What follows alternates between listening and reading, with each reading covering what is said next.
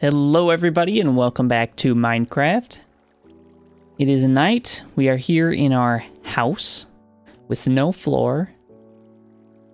And we actually have our first question. Captoon, thank you for your messages and comments on every episode.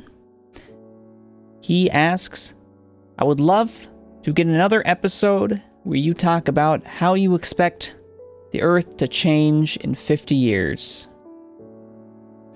Well, that's quite the question.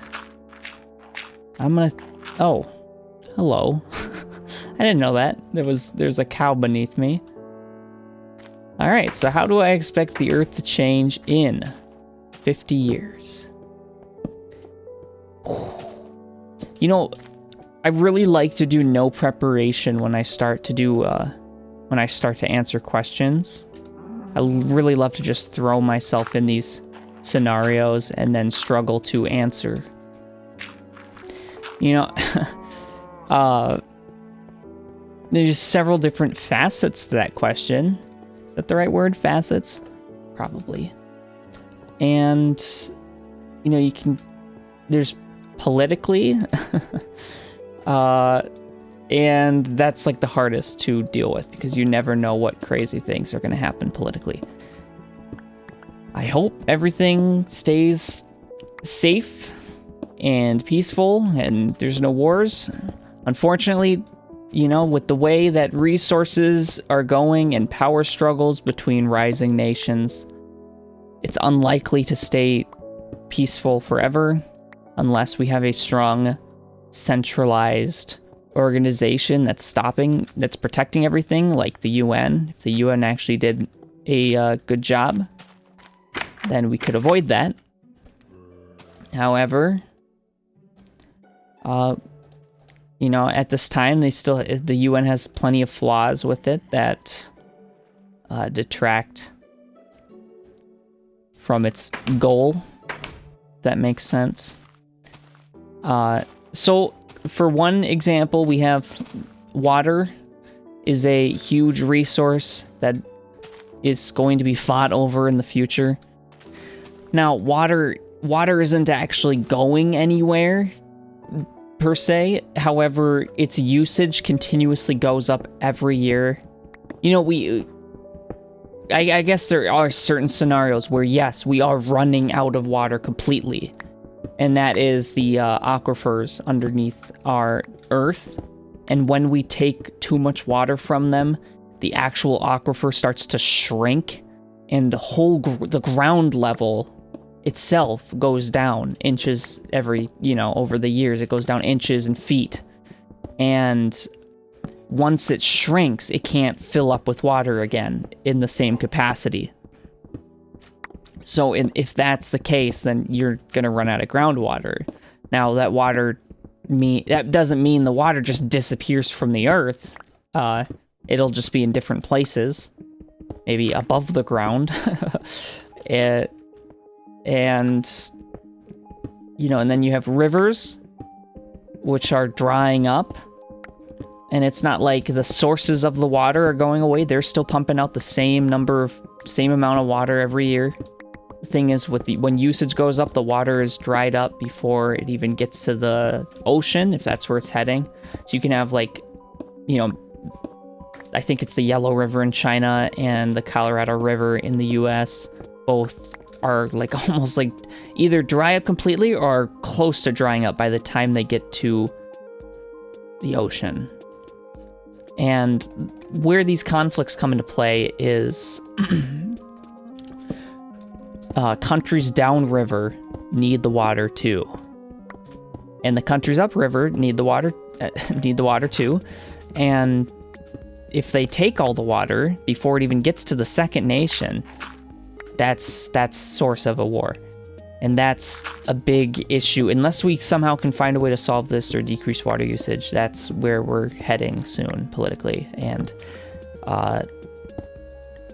whatever other categories I would fall into.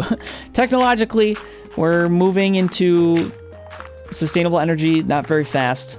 There's not a lot of investment from at least the US going into that, which I hope future administrations will change. because with rapid investment means we're better prepared for the future and we're energy independent. I'm talking the US here, but also this applies to every other nation as well. Socially, we are on our way to, I guess it's kind of globalization. That's also economic in the same way, where everyone's cultures are kind of merging together. And I don't really know. That's not really something that's happened in the world before, so that's kind of all new stuff.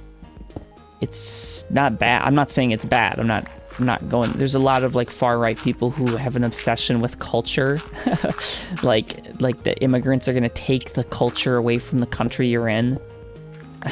First of all, what culture? And second of all, that's just how the world kind of works. And I love I love Redstone.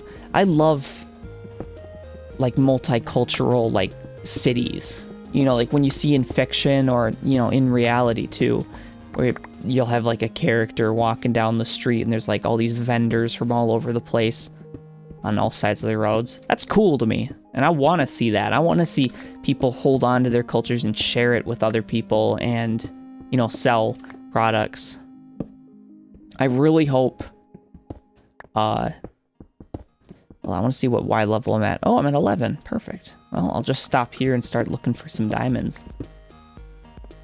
I really hope that the mass production of capitalism is taken out. I hate mass-produced items, especially plastic items. I want to see people go back to handcrafted goods. I'd rather pay more money for a unique handmade good than a mass-produced one that's cheaper. The thing is, not everyone can afford that. First of all, okay, if you're in America, one thing. People need to buy less, first of all. There's a lot of excess random buying thing. I'm a very minimalist person in terms of what I get. There's just a few select items that I actually care about that I feel are worth buying. Maybe you wouldn't be able to see that if you looked at my room, but and then on the other hand, people don't have the economic freedom to make these choices and say, oh, I'm going to spend a little bit more money on this better crafted good. People are poor and they don't have the right. So when people are wealthier, and when I say wealthier, I mean in terms of like having a living wage, where that means you can afford food comfortably, you can afford housing comfortably, and all your other bills without having to sacrifice or cut at certain aspects. Because once you have economic freedom in that regard, you can make more conscientious